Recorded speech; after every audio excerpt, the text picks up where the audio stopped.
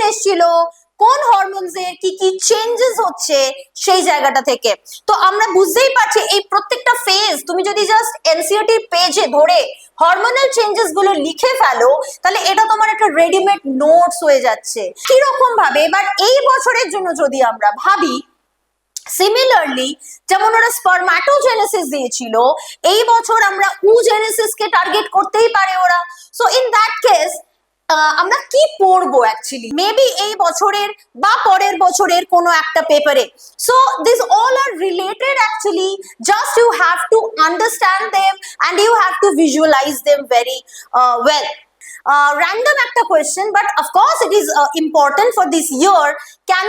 কারণ এই যে সিকোয়েন্স টাইপ কোয়েশ্চেন্স আমি বলছিলাম তোমাদের যে প্রসেস গুলোকে ঠিক এইভাবে তোমরা সাজিয়ে নাও, যখনই আমরা যে কোনো প্রসেস পাবো এনসিইআরটি পড়তে গিয়ে আমরা ঠিক এইভাবেই সাজিয়ে নেওয়ার চেষ্টা করব। দেখো এখানে আমি কি দিয়েছি,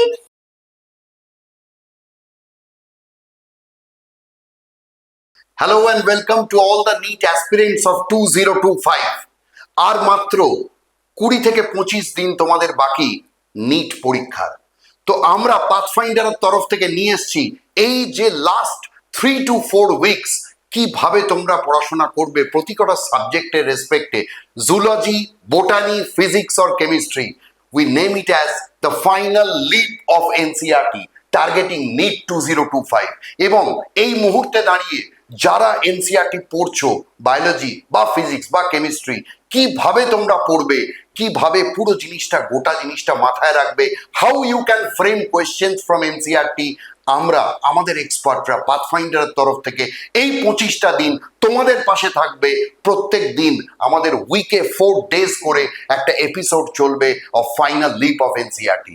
আমাদের ফার্স্ট এপিসোড আজকে আমাদের সাথে আছে তুলিকা ম্যাডাম, আমাদের zoology senior faculty of zoology. তো আজকের এপিসোডে তুলিকা ম্যাডাম তোমাদেরকে বলবে আর এই লাস্ট কিছুদিন কিভাবে you should study NCERT. Thank you all. Over to Tulika madam. Madam please. Thank you sir. Hello everyone, myself Tulika Jana. আমি পাথফাইন্ডারে জুলজি পড়াই। তো অফকোর্স আমি এই বছর যারা নিট দিতে চলেছো বা যারা অলরেডি নিট দেবে কিন্তু কনফিউজড যে তোমরা ঠিক কতটা কি করবে আর এইটুকু সময়ের মধ্যে কিভাবেই বা পুরোটা ম্যানেজ করবে, তোমাদের জন্য আমরা নিয়ে এসেছি খুব অল্প সময়ের একটা ফান্ডা যাকে বলে। ঠিক আছে, তো ফান্ডাটা কি, আমরা আজকের যে এপিসোডটা এখানে স্টার্ট করছি সেখানে আমি শুরু করব কিছু ইয়ারের কোয়েশ্চেন্স দিয়ে। হ্যাঁ স্টুডেন্টস, ইয়ারের কোয়েশ্চেন যেমন তোমরা দেখতে পাচ্ছ ফার্স্ট স্ক্রিনে যে কোয়েশ্চেনটা সেটা 2024 এর একটা কোয়েশ্চেন, এবং এটা দেখে কিন্তু আমি জানি অনেক স্টুডেন্টই 2024 এ কনফিউজড হয়ে গিয়েছিল যে আদেও কি এটা এনসিইআরটি তে আছে। And for all of you this is the page, এই হচ্ছে সেই পেজ নাম্বার, এনসিইআরটি পেজ যেখানে আমরা এর রিলেটেড ইনফরমেশনটা পেয়েছি। একদমই একটা প্যারাগ্রাফ করে দেওয়া হয়েছিল, কিন্তু এই প্যারাগ্রাফটা যারা একদম ঠিকঠাক ভাবে পড়ে গেছে তারা খুব সহজেই এই কোয়েশ্চেনটা আনসার করতে পেরেছে। আমি যদি একটু তোমাদের দেখাই এখানে কোয়েশ্চেনটা অ্যাকচুয়ালি ওরা কি ফ্রেম করেছিল, খুব ভালো করে লক্ষ্য করো। According to this question it is actually the feedback system of hormones, right? এখানে এফএসএইচ আর এলএইচ এর যে ফিডব্যাক সিস্টেম সেটা নিয়ে কথা বলা হয়েছে। দেখানো হয়েছে যে স্পারম্যাটোজেনেসিস যেহেতু এখানে আছে তো বুঝতেই পারছো it is related to mail individual. এখানে তোমায় খুঁজতে বলা হয়েছে এ বি সি ডি। তো দেখে নি অ্যাকর্ডিং টু দিস চার্ট এখানে এ বি সি ডি কারা। এখানে এ হচ্ছে FSH, because LH and FSH they are the gonadotrophic hormones যাদের উপর GnRH actually যাদেরকে স্টিমুলেট করছে। তো অ্যান্টেরিয়র পিটুইটারি থেকে LH and FSH রিলিজ হচ্ছে। LH এর টার্গেট সেল এখানে কি তোমরা সবাই দেখতে পাচ্ছ, LH এর টার্গেট সেল হবে of course it's Leydig cell, interstitial cells of Leydig, whereas FSH at the same time ও C মানে Sertoli cell কে গিয়ে স্টিমুলেট করবে, যেখান থেকে কিছু ফ্যাক্টরস রিলিজ হবে, and these factors are responsible for Spermiogenesis. Spermiogenesis, the term is very very important. Whereas B lytic cell থেকে androgens release করবে, these are the group of male hormones. এখানে অনেকেই জানবে হয়তো টেস্টোস্টেরনের সাথে সাথে এখানে DHT, epiandrosterone, this kind of hormones যেগুলো কিনা এখানে রিলিজ হচ্ছে। So formation of spermatid, যেটাকে আমরা spermatogenesis বলে থাকি, রাইট? spermatogenesis বলে থাকি। এবার এই ল্যাঙ্গুয়েজটাই, সিমিলার ল্যাঙ্গুয়েজটাই আমরা দেখব কিভাবে, ঠিক কোন জায়গা থেকে এনসিইআরটির পেজ থেকে তোলা হয়েছে। আগে আমরা অ্যানসারটা করে নিই। তাহলে according to this correct answer is option 1। Option 1, যেখানে এ হলো FSH, বি হচ্ছে লিডিক সেল, সি হচ্ছে Sertoli sell, D is spermiogenesis, the last part of spermatogenesis where the spermatids convert into the mature spermatozoa. এবার তোমরা এই যে চার্টটা দেখলে, এই চার্টটা কিন্তু বেসিক্যালি ওরা নিয়েছিল এই পেজটা থেকে, যেখানে দেখতে পাচ্ছ spermatogenesis starts at the age of puberty due to significant increase in the GnRH, যেখান থেকে ওরা ওদের চার্টটা স্টার্ট করেছিল, দ্যাট ইজ GnRH, রাইট? তো GnRH, যেটা কিনা একটা hypothalamic hormone, it will leads to secretion of more gonadotropin luteinizing hormone, that is LH and FSH, যাদেরকে আমরা gonadotropins বলছি। বুঝতেই পারছো, ঠিক একদম চার্টের ল্যাঙ্গুয়েজটাই এখানে বসানো আছে। একটু যেটা তোমাদের করতে হবে, visualisation, not only reading the page, you have to visualize the hormone, visualize the question also. Next, LH acts at the lytic cell, একদম ওদের স্পেসিফিক। দেখো ওরা বি খুঁজতে চেয়েছিল, lytic cell, FSH is the A here, and it stimulates synthesis and secretion of androgens, যেটা ওরা বলে দিয়েছে। androgens in turn stimulate the spermatogenesis, ওরা spermatogenesis না বলে কি বলেছে, production of spermatid, which is the first part of spermatogenesis, right? And last one, FSH, it acts on the Sertoli cell, it is our C actually. Sertoli cells will produce, এটা next page এ আছে দেখবে, Sertoli cells will produce some factors, যে factor গুলো কাকে তৈরি করতে help করছে, the last portion, the last part of the spermatogenesis, that is spermiogenesis. তো এখানে তার মানে হয়ে গেল ডি, it is spermiogenesis। তাহলে স্টুডেন্টরা তোমরা বুঝতে পারছো, একদম পেজের থেকে ওরা কোয়েশ্চেন দিচ্ছে, প্রত্যেকটা পেজ, যে কারণে এনসিইআরটির এতটাই ইম্পর্টেন্ট। এরকম একই রকম ভাবে এবার এই বছরের জন্য যদি আমরা ভাবি, সিমিলারলি যেমন ওরা স্পারম্যাটোজেনেসিস দিয়েছিল, এই বছর আমরা উজেনেসিস কে টার্গেট করতেই পারে ওরা। সো ইন দ্যাট কেস আমরা কি পড়বো অ্যাকচুয়ালি, আমরা এই যে পেজটা দেখছি এনসিইআরটির, এখান থেকে আমরা তাহলে ঠিক একই রকম ভাবে ওই আরেকটা আমরা চার্ট বানাতে পারি রিগার্ডিং উজেনেসিস। তো সেখানে আমরা স্টার্ট করব কোথা থেকে, similarly GnRH now will produce FSH and the LH. FSH will target the growing follicle, and from this growing follicle it will secrete estrogen, and similarly estrogen is related to sexual characteristics, secondary sexual characteristics, right? Now what is for LH? Now target organ of LH is corpus luteum. It is corpus luteum. Now corpus luteum এ গিয়ে কি করছে, LH actually helps in production of progesterone, and progesterone is related to endometrium wall maintenance, and of course this one, progesterone is related to maintenance of the endometrium. তো একদমই বুঝতে পারছো যে এনসিইআরটির line থেকে আমরা কিন্তু এই চার্টটা বানিয়েছি। শুধু ডিফারেন্স একটাই, তুমি এনসিইআরটিতে রেডিমেড চার্ট পাবে না, তোমাকে এই জিনিসটা পড়তে হবে এবং এরকম একটা চার্ট তোমাকে বানিয়ে ফেলতে হবে, যে ব্যাপারে আমরা তোমাদেরকে হেল্প করছি এবং এই জিনিসটাই তোমাকে তোমার কাঙ্ক্ষিত রেজাল্ট দেবে, তোমাকে তোমার র্যাঙ্কের দিকে এগিয়ে নিয়ে যাবে। সো দিস ইজ প্যাটার্ন, যে প্যাটার্নটা আমরা পেজ থেকে এরকম ভাবে শেখাই। এইবার চলে আসছি আমার পরের ইনফরমেশন। দেখো এখানে আমি রেডিমেড একটা কোয়েশ্চেন তোমাদের জন্য এনেছি, ঠিক যে জিনিসটা তোমরা পেতে চলেছো মেবি এই বছরের বা পরের বছরের কোনো একটা পেপারে। So this all are related actually, just you have to understand them and you have to visualise them very well.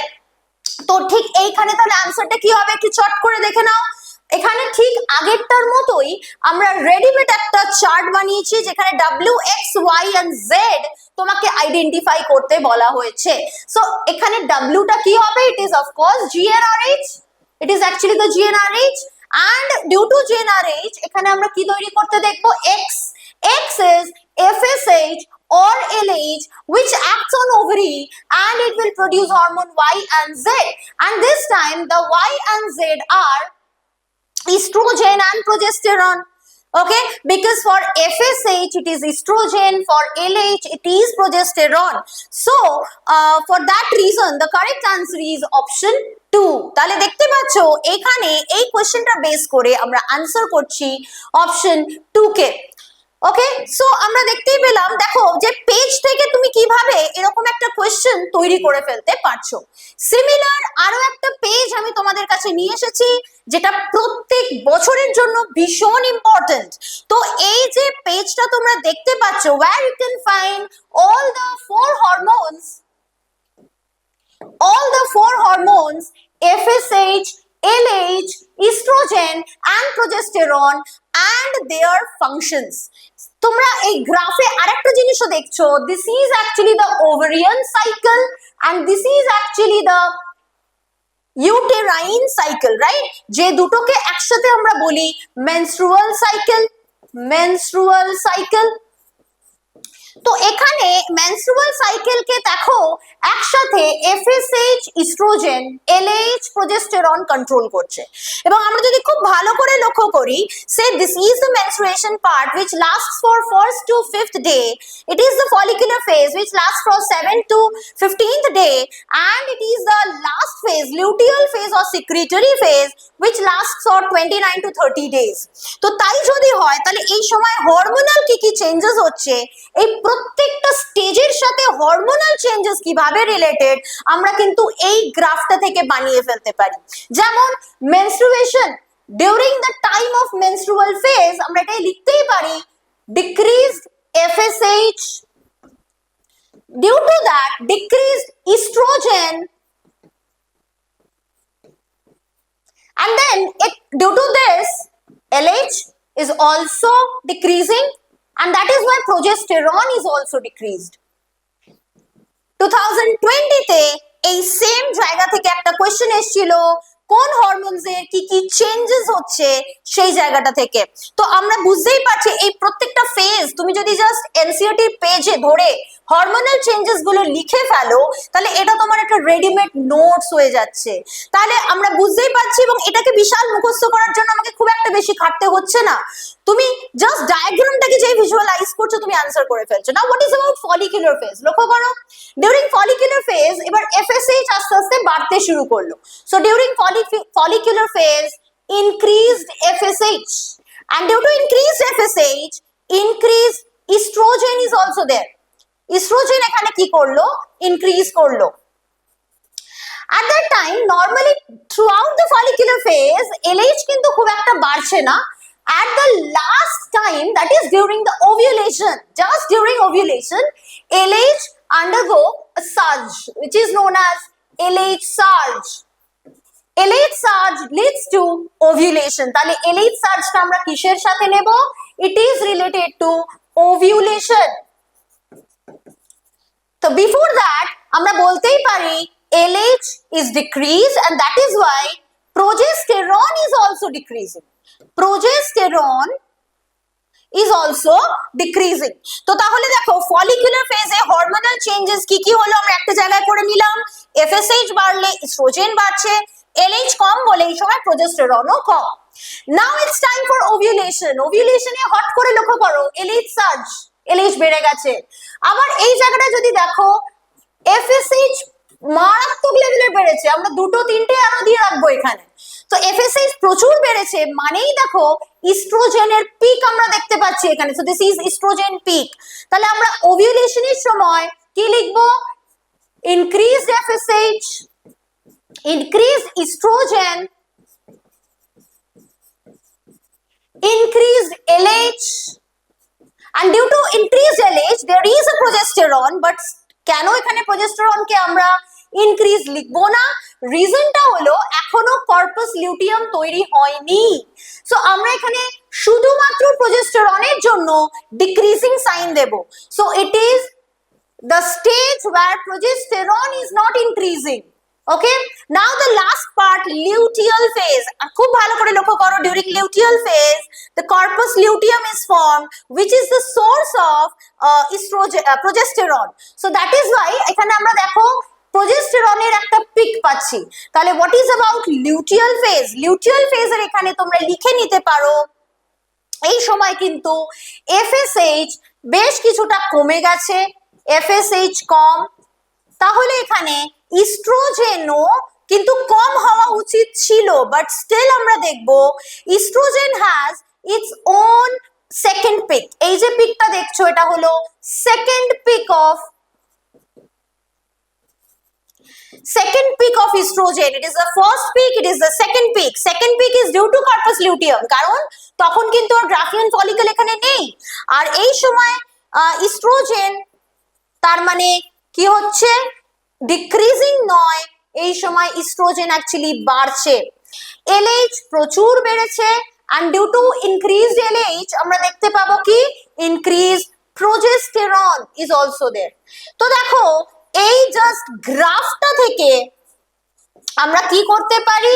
এই জাস্ট গ্রাফটা থেকে আমরা এইরকম একটা হরমোনাল চেঞ্জেস, যে কোন ফেজে কি কি হরমোনস চেঞ্জেস হচ্ছে সেটা একটা আমরা বানিয়ে ফেলতে পারি, যেখান থেকে অলরেডি কোয়েশ্চেনস এসছে। রাদার আমি এখান থেকে একটা কোয়েশ্চেন তোমাদের এক্ষুনি দেখাবো যেটা 2024 এর কোয়েশ্চেন।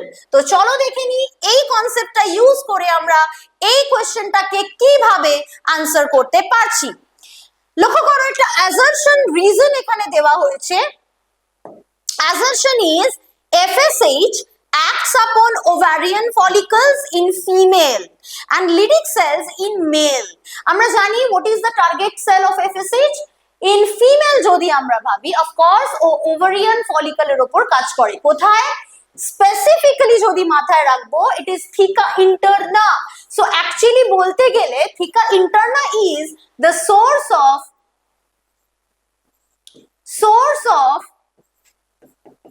Oestrogen, right? তো ইস্ট্রোজেন অ্যাকচুয়ালি ওভারিয়ান ফলিকলের থিকা ইন্টারনা থেকে তৈরি হচ্ছে। Now it's time for FSH কে নিয়ে এবার যদি আমরা লিডিক সেলের কথা ভাবি, now it is a wrong statement. কারণ জাস্ট আমরা আগের গ্রাফেই দেখে এসেছি যে FSH কিন্তু সার্টোলি সেলের উপর কাজ করে, right? Sertoli cell is actually its target cell. তাহলে এটা তো রং হয়ে গেল, তার মানে অ্যাসারশনটা এখানে ফলস। আর লক্ষ্য করো স্টুডেন্টস, অ্যাসারশন যদি ফলস হয়ে যায় আমার রিজনটা ট্রু হবেই হবে। সো আমরা কারেক্ট আনসার 4 বলেই দিতে পারি এখানে, বাট স্টিল রিজনটা যদি আমরা একটু দেখি রিজনে কি বলা হয়েছে।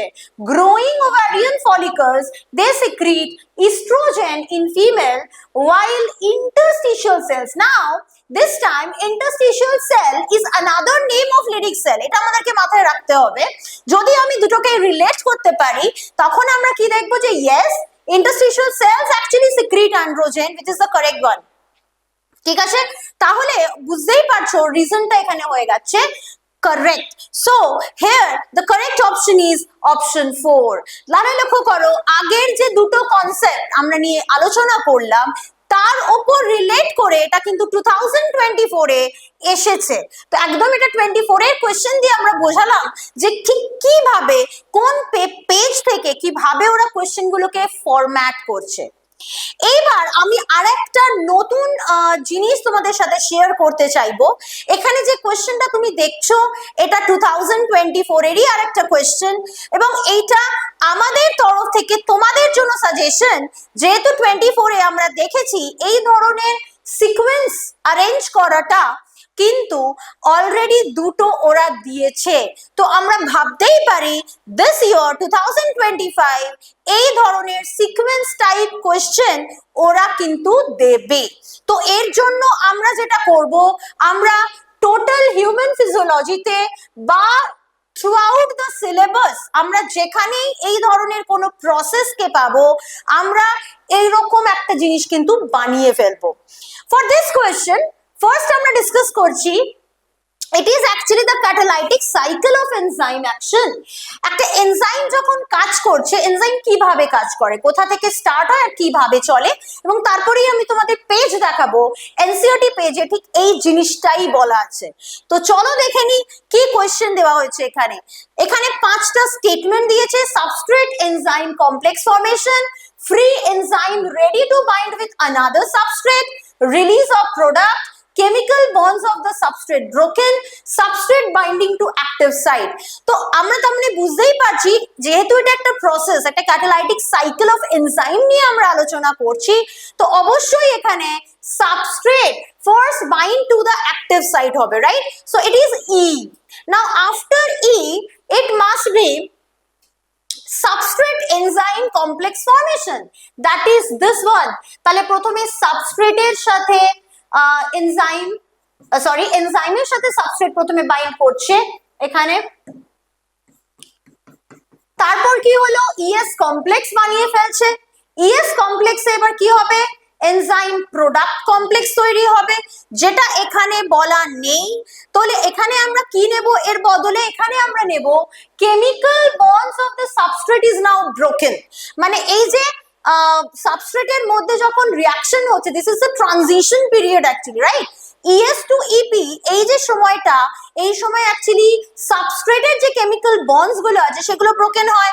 তাহলে আমরা সিকোয়েন্সটা কি দেখলাম, ই এ ডি আর নাও রিলিজ অফ প্রোডাক্ট। এবার তাহলে কি হলো, এনজাইম প্লাস প্রোডাক্ট হয়ে যাচ্ছে, প্রোডাক্ট ওখান থেকে বেরিয়ে গেল। তাহলে লাস্ট যেটা পড়ে থাকছে সেটা হচ্ছে free enzyme ready to bind with another substrate। Now this enzyme is ready to bind with another substrate, right? তো একদম এই সিকোয়েন্সটাকেই ওরা এখানে সাজিয়েছে। So the sequence is EADCB, option 1। এবার চলো আমরা দেখে নিই the concerning পেজ যেখান থেকে এটা এসছে। লক্ষ্য করো একদম আমি একদম এনসিইআরটি পেজ এখানে দেখাচ্ছি তোমাদের। the catalytic cycle of an enzyme action can be described in the following steps বলে ওরা 1 2 3 4 করে দিয়েছে, এবং তোমরা যদি এটাকে পড়ো তোমরা দেখবে একদম ওই জিনিসটাই এখানে কি করা হয়েছে, ল্যাঙ্গুয়েজে তোমাদের বোঝানো হয়েছে। তাহলে তোমাদের কাজ কি হবে, যখন তুমি জাস্ট এটা পড়ছো, জাস্ট এটাকে রিডিং পড়ো না প্লিজ, ইটস আ রিকোয়েস্ট। তোমরা এটাকে রিডিং পড়ো না, তোমরা তার বদলে কি করবে, জিনিসটা পড়ার পর এই ধরনের কোয়েশ্চেনে, এই ধরনের একটা প্যাটার্নে ওটাকে চেঞ্জ করে ফেলো, এবং এরপর যতবার সেটা পড়বে তুমি তত বেশি করে এই ধরনের কোয়েশ্চেন্স গুলোর জন্য ফ্যামিলিয়ার হবে। ঠিক আছে, এখানে আমরা ক্লাসে এই স্ট্র্যাটেজি গুলোই তোমাদেরকে শেখাই। নেক্সট চলে আসি ঠিক এইরকমই আরো একটা সিকোয়েন্স, যেটা কিনা 2024 মানে জাস্ট আগের বছর এসছিল। বুঝতেই পারছো, it is related to cardiac, it is related to cardiac cycle, যেখানে আমরা দেখতে পাচ্ছি ডিফারেন্ট স্পেশাল নোডাল টিস্যুস গুলো হার্টের, যারা কিনা একটা সিকোয়েন্স সাজাচ্ছে, এবং যেটা কিনা স্টিমুলাসটাকে, যে হার্টের যে ইম্পালসটা পাস করছে সেটা একটা স্পেসিফিক ডিরেকশন ও একটা পাথওয়ে হয়ে যাচ্ছে। তো সেটা কি একটু দেখি। ফার্স্ট আসছি এখানে স্টার্ট করছি আমরা এসএ নোড কে দিয়ে, because we all know that SA node is pacemaker. তো পেসমেকার নিজে একটা এখানে স্টিমুলাস তৈরি করছে, that is Y human heart is known as myogenic heart. তাহলে দেখো একটা কোয়েশ্চেন ডিসকাস করতে গেলে আমরা তার সাথে রিলেটেড কতগুলো কোয়েশ্চেন আনসার করতে পারছি। তো এই সুতোগুলোকে এক জায়গায় নিয়ে এসে তোমাদের হাতে ধরিয়ে দেওয়া, ঠিক এই কাজটাই আমরা ক্লাসে করে থাকি। তাহলে কি হলো, এসএ নোড স্টার্ট করলো, সেটা এই স্টিমুলাসটা এবার যাচ্ছে কোথায়, এভি নোডে। সো ই এর পরে যাচ্ছে C. Now AV node to it ends into bundle branches। আচ্ছা, বান্ডেল ব্রাঞ্চেস এ যাওয়ার আগে আমরা এভি বান্ডেল কে ধরবো, বিকজ এভি বান্ডেল আর অ্যাট্রিওভেন্ট্রিকুলার বান্ডেল যেটা, that is actually the bundle of His. Bundle of His এর আবার ব্রাঞ্চেস হচ্ছে বান্ডেল ব্রাঞ্চেস। তাহলে আমরা এখানে প্রথমে E, then C, then A, then D and then B কে আমরা নিচ্ছি। So correct answer is option 1। আরেকবার বলি স্টুডেন্টস, কারণ তোমরা বান্ডেল অফ ব্রাঞ্চেসটা হয়তো নাও বুঝতে পারো। এভি বান্ডেল কাকে বলা হয়েছে লক্ষ্য করে দেখবো আমরা। এভি বান্ডেলের লোকেশনটা কি, ইট is actually located within the atrium and ventricular junction, right? So that is why it is known as atrioventricular bundle।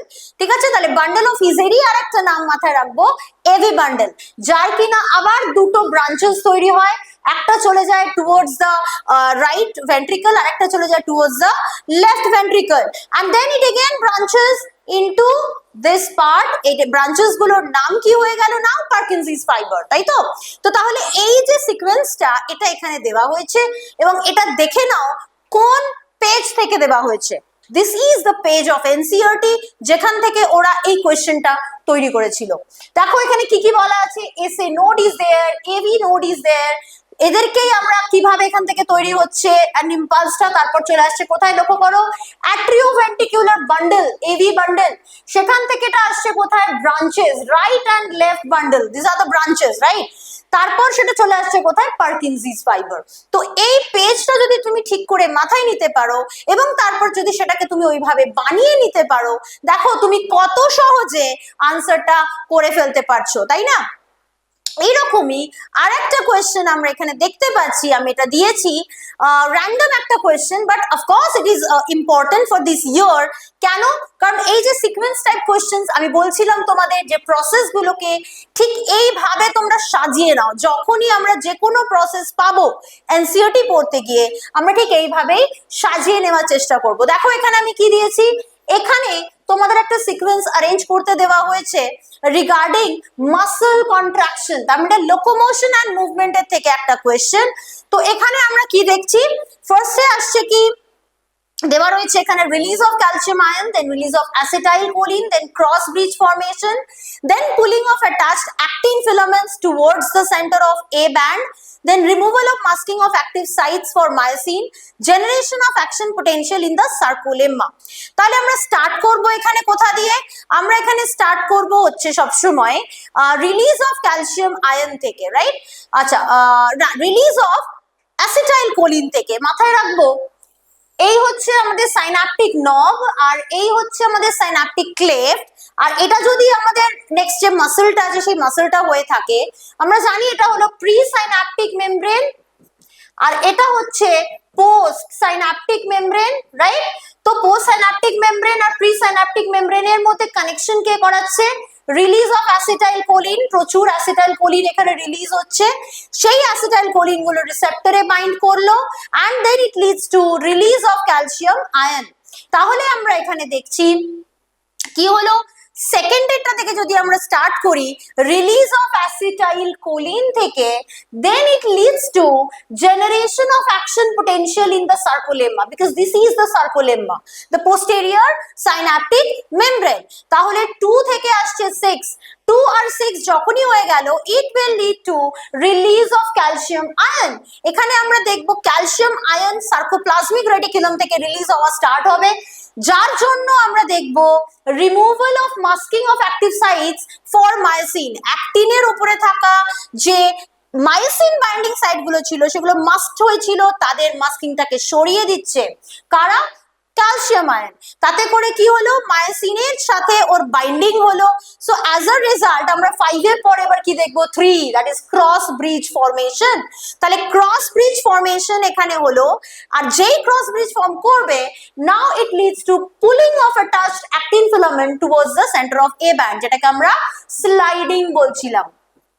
Sliding filament theory তোমরা সবাই জানো, তো সেটাই হলো এখানে।